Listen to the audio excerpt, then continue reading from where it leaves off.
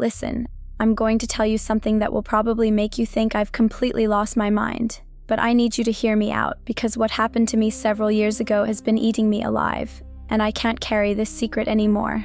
My name is Karen Sullivan. I'm 34 years old, and on the night of March 18th, 2019, I was taken by beings that weren't from this world. And before you roll your eyes and click away thinking this is just another wild story from someone desperate for attention, let me tell you who I am.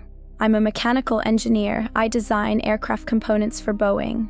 I have a master's degree from MIT. I've published papers on aerodynamics, and up until that night, I would have laughed at anyone telling me a story like the one I'm about to tell you. My path to this moment wasn't conventional.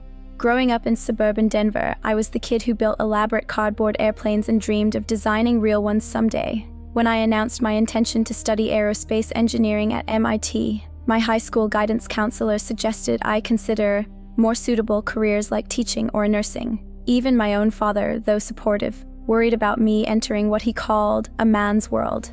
But I was stubborn, driven by an insatiable curiosity about how things fly, and a determination to prove that intelligence and passion matter more than gender. MIT was challenging in ways I hadn't expected. The academics were demanding but manageable. I'd always excelled in math and physics. The real challenge was being one of only 12 women in a mechanical engineering program of nearly 200 students. I learned to speak up in meetings where professors seemed to look right through me, to defend my ideas against classmates who assumed I was there to find a husband, not a career. My senior thesis on variable geometry wing designs earned me recognition and, more importantly, an internship offer from Boeing that turned into a full-time position after graduation. For the past decade, I've been working on next-generation commercial aircraft designs, specializing in aerodynamic efficiency improvements. I've contributed to projects that have reduced fuel consumption by millions of gallons annually. I'm the woman who figured out how to improve wingtip efficiency by 15% on the 787 Dreamliner's successor. My colleagues respect my work, even if some still occasionally express surprise at my technical insights. I was the person who debunked every UFO video that went viral. I was the one explaining away weather balloons, aircraft reflections, and atmospheric anomalies to my friends and family. If someone showed me grainy footage of lights in the sky, I could give you 12 rational explanations for what they were seeing. Because that's what engineers do. We solve puzzles with logic and science. But here's what I've learned about being a skeptic. When something happens to you that completely shatters every rational framework you've built your life around, it doesn't just change what you believe. It changes who you are at the most fundamental level. It was a Tuesday night, and I was driving home from a client meeting in Portland. I'd been working on a new wing design, and the meeting had run later than expected. It was nearly midnight by the time I got on the road. The drive back to Seattle should have taken about 3 hours, but I was tired, so I decided to take the coastal route and maybe find a rest stop to grab some coffee. The highway was practically deserted. Just me, the occasional truck, and miles of dark forest on either side. I had my music playing, windows cracked for fresh air, and I was actually feeling pretty good about the project we discussed. Everything was completely normal. That's when I noticed the light. At first, it looked like a helicopter searchlight in my side mirror. You know how sometimes you see police helicopters doing searches and they have those incredibly bright spotlights? That's what I thought it was. But as I kept driving, I realized the light was behaving strangely. It was keeping perfect pace with my car, staying at exactly the same distance behind me no matter how I varied my speed. I slowed down to 45 miles per hour. The light maintained its position. I sped up to 75 miles per hour. Still there. Same distance. Same intensity. That's when I started feeling uneasy. Helicopters don't fly like that, especially not at midnight over empty highways. My engineer's mind began cataloging impossibilities. No aircraft I knew could maintain such perfect positional stability while matching ground vehicle speeds. The light showed no variation in intensity or color temperature that would indicate conventional aviation lighting systems. There was no sound, and in my 10 years of aircraft design, I'd learned that everything that flies makes noise. Even stealth aircraft produce acoustic signatures detectable by sensitive equipment. I pulled over at the next exit, thinking maybe it was just an optical illusion or some kind of reflection from my headlights. But when I stopped my car and got out to look, what I saw made my blood run cold. About 200 feet above the tree line, There was a craft unlike anything I'd ever seen. It wasn't making any sound, and as someone who designs aircraft for a living, I can tell you that nothing flies silently. This thing was massive, maybe 150 feet across, with a perfectly smooth hull that seemed to absorb light rather than reflect it. The only illumination came from what looked like 3 large circular panels on the bottom, glowing with this soft white light that didn't hurt to look at directly. My mind raced through aerodynamic principles, trying to understand what I was witnessing. The craft's surface showed no evidence of conventional control surfaces, no ailerons, rudders, or elevators. There were no visible engine intakes or exhaust ports. The hull appeared to be a seamless, continuous surface that violated everything I knew about aircraft manufacturing. You can't build something that large without joints, seams, or structural reinforcement points. Yet there it was, hovering with impossible stability. I stood there for maybe 30 seconds, just staring, trying to process what I was seeing through the lens of everything I knew about aeronautics. There were no visible propulsion systems, no exhaust, no rotors, no wings. It was just hanging there in the air like gravity meant nothing to it. Then it started moving toward me, not fast, not aggressively, almost gently, like it was being careful not to frighten me. But I was frightened. I was terrified. Every instinct I had was screaming at me to get back in my car and drive as fast as possible in the opposite direction, but I couldn't move. As an engineer, I was witnessing something that challenged the fundamental laws of physics I'd studied for years. Part of me was terrified, but another part was utterly fascinated. This was technology beyond anything our most advanced aerospace programs had achieved. The craft moved with a fluid grace that suggested mastery over gravitational forces, something our species had only theorized about. But I couldn't move. It wasn't that I was paralyzed or under some kind of alien control. I just couldn't stop watching. It was the most beautiful and terrifying thing I'd ever seen, and part of my engineer's brain was frantically trying to understand how it was possible. As it got closer, I could see more details. The hull had these subtle patterns etched into it, like circuit board traces, but organic somehow, flowing across the surface in spirals and curves. The glow from the bottom panels was getting brighter, and I started feeling this warm, tingling sensation across my skin, like standing too close to a space heater. That's when my car died. Not just the engine, everything. Headlights, radio, dashboard, even my phone. Total electrical failure, which should have been impossible given how modern cars are designed. But there I was, standing next to a completely dead vehicle, watching this impossible craft descend toward me. The last thing I remember clearly was seeing figures moving around inside the craft, visible through what I can only describe as windows that weren't quite windows. They were tall, thin silhouettes moving with purpose, and somehow I knew they were looking at me. Then everything went white. The transition was unlike anything I could have imagined, not violent or disorienting, but strangely peaceful. One moment I was standing beside my car, the next I found myself in an environment that defied description. It wasn't just the physical transportation that shocked me. It was the immediate sense that I was in the presence of intelligence far superior to anything human.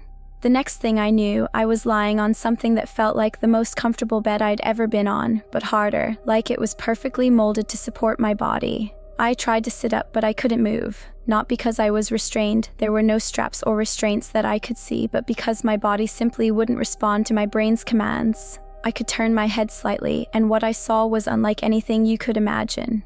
I was in a circular room with walls that seemed to be made of the same material as the craft's hull.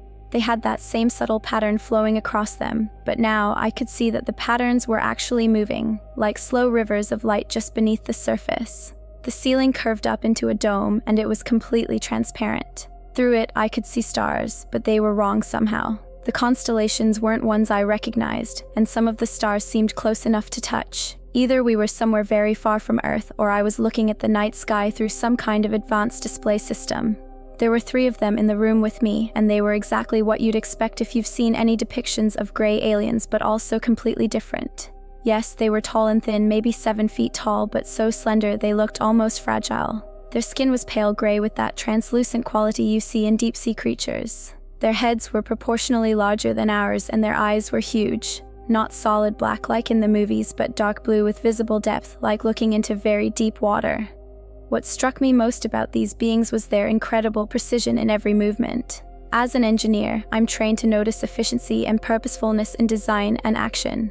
These creatures moved with the fluid certainty of beings who had perfected their understanding of physics and biology. Every gesture was economical, elegant, necessary. There was no wasted motion, no hesitation, no awkwardness. It was like watching master craftsmen who had been perfecting their art for millennia. But what struck me most was how graceful they were. Every movement was deliberate and fluid, like they were dancing rather than walking. When they moved around me, it was with the confidence of surgeons who had performed the same procedure thousands of times. One of them approached the table where I was lying, and I tried to speak, to ask what they wanted, but I couldn't make any sound. That's when I heard a voice in my head, not words exactly, but concepts that my brain translated into language I could understand. Be calm. You are safe. We mean no harm to you. The voice was neither male nor female, with no emotion or inflection. It was like listening to the most advanced AI you could imagine, but there was something behind it, some sense of vast intelligence and ancient wisdom that no computer could replicate. You are Karen Sullivan. You design flying machines for your species. This is why you were selected. Selected. That word hit me like a punch to the stomach. This wasn't random. They had chosen me specifically, and somehow they knew exactly who I was and what I did for a living. The implications of that word, selected, sent chills through me that had nothing to do with the temperature of the room. They knew my name, my profession, my specific role in aerospace engineering. This wasn't a chance encounter or random abduction. I had been chosen for reasons I couldn't yet comprehend, targeted because of my expertise and knowledge. The realization that they had been watching, studying, perhaps planning this contact for who knows how long, was both terrifying and oddly humbling. I tried to ask why I'd been selected, what they wanted from me, but again, no sound came out of my mouth. The being seemed to understand my thoughts anyway. We require understanding of your technology. Your species is progressing rapidly, but inefficiently. We offer guidance. What happened next was the most extraordinary experience of my life. The being placed its hands on either side of my head, and suddenly I could see everything it was thinking. Everything it knew about flight, about physics, about technology so advanced it made our most sophisticated aircraft look like paper airplanes. In that moment, I understood that these beings had been traveling between stars for thousands of years. They had mastered not just spaceflight, but dimensional travel, time manipulation, and energy sources that could power entire civilizations. And they were genuinely puzzled by how primitive our approach to aviation was, considering our species' apparent intelligence in other areas. Through this mental connection, they showed me designs for propulsion systems that worked by manipulating gravitational fields rather than fighting against them. They showed me materials that were stronger than anything we'd ever developed but weighed almost nothing. They showed me navigation systems that could calculate courses through space-time itself, making travel to distant stars as simple as driving to the next town. But they also showed me something else, images of other humans who had been taken for similar purposes. Engineers, scientists, pilots, people who worked with technology and could understand what they were being shown. We weren't the first species they'd helped in this way, and we wouldn't be the last. Your species stands at a threshold, the voice explained. Soon, you will either transcend your current limitations or destroy yourselves trying. We have seen both outcomes among other species. We prefer to help you choose wisely. They showed me visions of possible futures for humanity. In some, we developed their advanced technologies and joined what they called the galactic community, taking our place among thousands of other intelligent species spread across the universe. In others, we used the same technologies to wage wars that left our planet uninhabitable and our species extinct. The difference between those outcomes, they told me, wasn't just about technology. It was about wisdom, about our ability to evolve not just our machines, but our consciousness, our understanding of our place in the cosmos. This is why individual contact is necessary, they explained. Your governments know of our presence, but official contact would cause chaos among your populations. Instead, we work with individuals who can gradually introduce new concepts, new possibilities. The download of the information that followed was unlike anything I could have prepared for, even with my technical background. It wasn't just data being transferred, it was pure understanding, complete conceptual frameworks that bypassed the normal learning process entirely. I could feel new neural pathways forming in my brain, new ways of thinking about physics and engineering that expanded my consciousness beyond anything I'd thought possible. The sensation was overwhelming but not painful, like my mind was being carefully expanded to accommodate knowledge that would normally take decades to acquire. They spent what felt like hours downloading information directly into my brain. Technical specifications, theoretical frameworks, mathematical equations that described the fundamental forces of the universe in ways our science hadn't yet discovered. It wasn't painful, but it was overwhelming, like trying to drink from a fire hose of pure knowledge. I understood in that moment that I was being given a responsibility. This information wasn't just for me, it was meant to be shared, to help guide our species toward the positive futures they'd shown me instead of the catastrophic ones. But they also made it clear that how I chose to share this information was entirely up to me. They couldn't force me to do anything, couldn't control what I did with what they'd given me. The choice and the responsibility was mine alone. After what felt like several hours, they began preparing to return me to my car. The being who had been communicating with me placed its hand on my forehead one final time, and I heard its voice more clearly than ever before. Remember what you have learned. Share what you can. Help your species choose wisely. Then I was standing beside my car on the dark highway just like before. The craft was gone, my car was running normally, and my phone showed full battery. But according to the timestamp, 5 hours had passed. 5 hours that felt like a lifetime. I drove home in a daze, my mind racing with everything I'd experienced, everything I'd learned. By the time I reached my apartment, I was already starting to doubt myself. Had I fallen asleep at the wheel? Had I had some kind of breakdown? The rational part of my brain was working overtime to explain away what had happened. But then I started drawing. I don't know why, but as soon as I got home, I felt compelled to sketch out the propulsion system they'd shown me. I'm not an artist. My sketches are usually just rough technical diagrams, but these drawings were different. They were precise, detailed, with mathematical annotations in handwriting that looked like mine but included symbols and equations I'd never seen before. The psychological impact of what had happened to me became apparent over the following weeks. I found myself withdrawing from social situations, unable to engage in the casual conversations and everyday concerns that had once seemed important. How could I discuss weekend plans or office gossip when I carried the weight of knowledge that could revolutionize human civilization? The isolation was crushing. I had experienced something that fundamentally changed my understanding of reality, but I had no one to share it with. My sleep patterns changed dramatically. I would lie awake at night, staring at the ceiling, replaying every detail of the encounter. During the day, I found myself distracted, my mind wandering to the technical specifications I'd been shown. Simple tasks at work became difficult because I was constantly comparing our primitive methods to the advanced systems I now understood were possible. The burden of secrecy was unlike anything I'd ever experienced. As someone who had always prided myself on honesty and directness, carrying such an enormous secret felt like betraying my fundamental nature. But who could I tell? Who would believe me without thinking I'd suffered some kind of mental breakdown? Over the next few days, I filled 3 entire notebooks with technical specifications for technologies that shouldn't exist. Anti-gravity drives, zero-point energy collectors, materials with impossible strength-to-weight ratios. All of it drawn in my handwriting, all of it mathematically consistent, and none of it from any knowledge I'd possessed before that night. I took the drawings to my colleague, Dr. Stephen Clark, who has a PhD in theoretical physics. Without telling him where they came from, I asked him to review the mathematical foundations of what I'd sketched. He spent 2 days going through the equations and came back to me with an expression I'd never seen on his face before. "Karen, where did you get these?" he asked. "Some of these concepts are decades ahead of anything we're working on. The mathematics are sound, but they're based on principles that mainstream physics hasn't even theorized yet." I couldn't tell him the truth.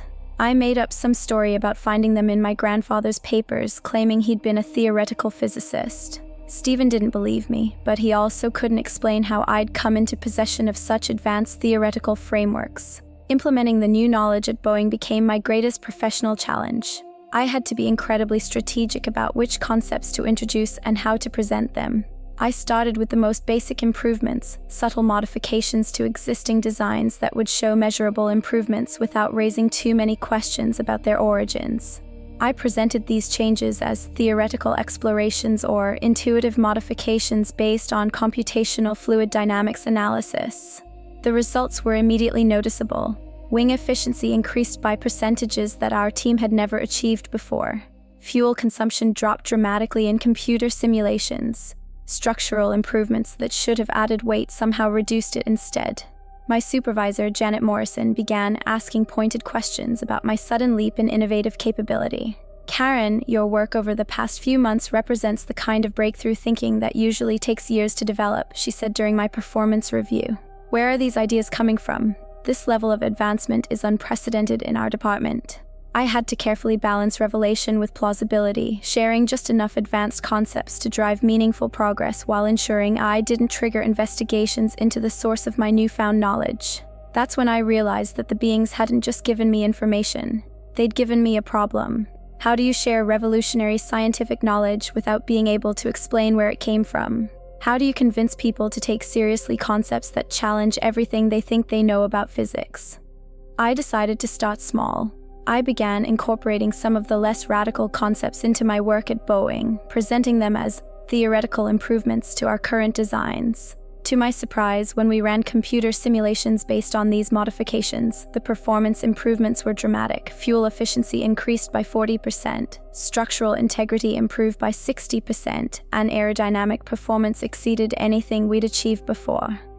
My supervisors were impressed but also suspicious. "Where are these ideas coming from, Karen?" they asked.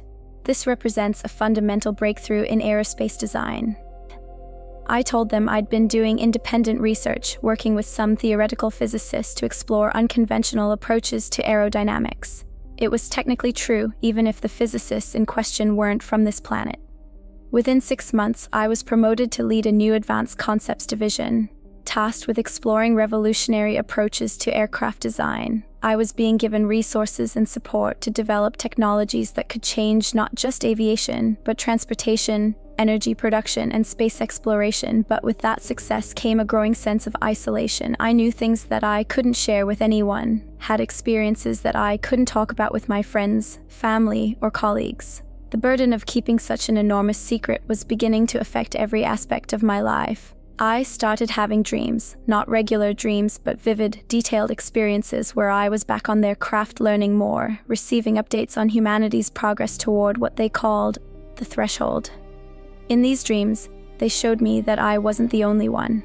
There were hundreds of others around the world who had been contacted, each given specific knowledge relevant to their field of expertise.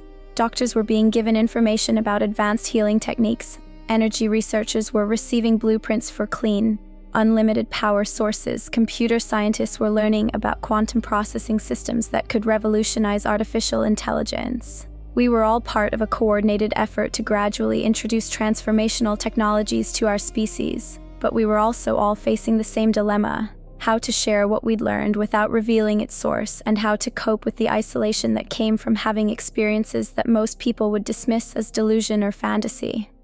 3 months ago, I made the decision to go public with my story. Not with the technical information, I'm still working on introducing that through proper channels, but with the personal experience. I needed to help prepare people for what I believe is coming, because based on everything they've shown me, we're running out of time. Climate change, resource depletion, political instability, the potential for nuclear conflict. Our species is approaching multiple crisis points simultaneously. But we're also on the verge of technological breakthroughs that could solve all of these problems and more. The question is whether we'll develop the wisdom to use these technologies responsibly, or whether we'll use them to destroy ourselves more efficiently than ever before. The beings who contacted me aren't here to save us. They're here to offer us the tools and knowledge we need to save ourselves. But the choice of what we do with that gift is entirely ours. I know this sounds incredible. I know it challenges everything we think we know about our place in the universe, but I'm sharing my story because I believe it's important for people to understand that we're not alone, and that we're being offered help to navigate the most dangerous period in our species' history. And if you're not a scientist or researcher, you can still prepare for what's coming by opening your mind to possibilities beyond our current understanding of reality. We're living through the most extraordinary time in human history, a time when we have the opportunity to become something more than we've ever been.